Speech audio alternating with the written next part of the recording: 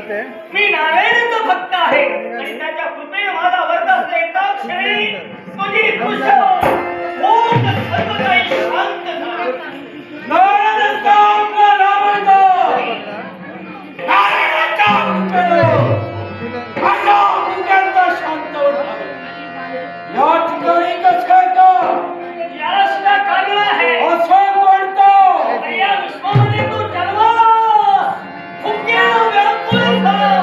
तुझा कोण आहे हे तुला मला कथन करायचंय. कारण तुझ्या देह मायेचा तर माझ्याशिवाय कुणी राहिलेलं नाही. माझ्या देह मायेचा कुणीच नाही.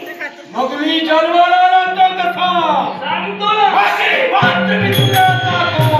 नाही, ज्याचा तू घात केलास, आता इथं ठाण मारलास, तो तुझा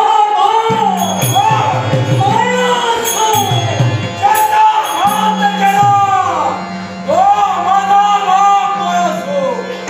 माझा राम हे मला ज्ञात नसल्या कारणानं मुख्याला कशाने तप्त झाला म्हणून मी कदाचित त्याचा घात केला.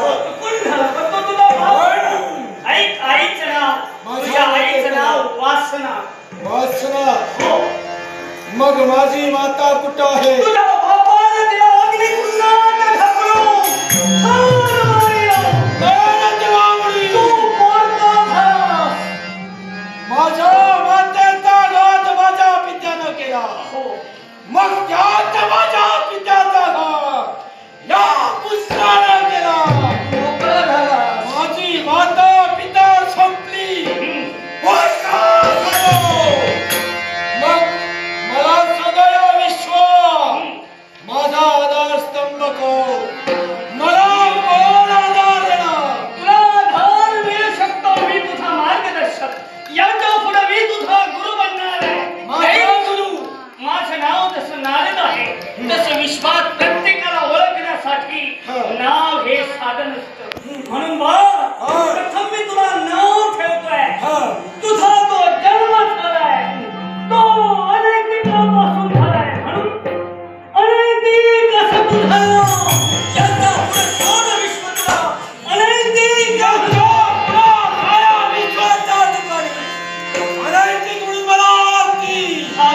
पण माझी माता वासना माझा बाप असो.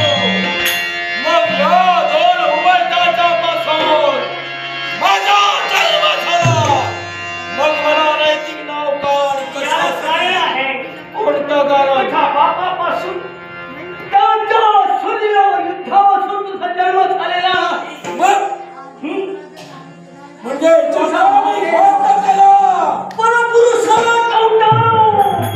तू बापाचा मला जन्माला म्हणून बघ. तुझं नाव आहे. परपुरुषाचा माथो. हो.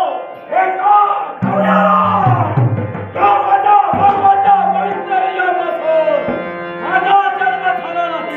मग मला जन्माला घालवण्याची व्यक्ती कोण? मणिध्वज. मणिपूरचा राजकर्ता राजा मणिध्वज. याच्यामुळे तुझा जन्म झालाय. मात्र याच्या पुढे तू निराधार म्हणून फिरू नको.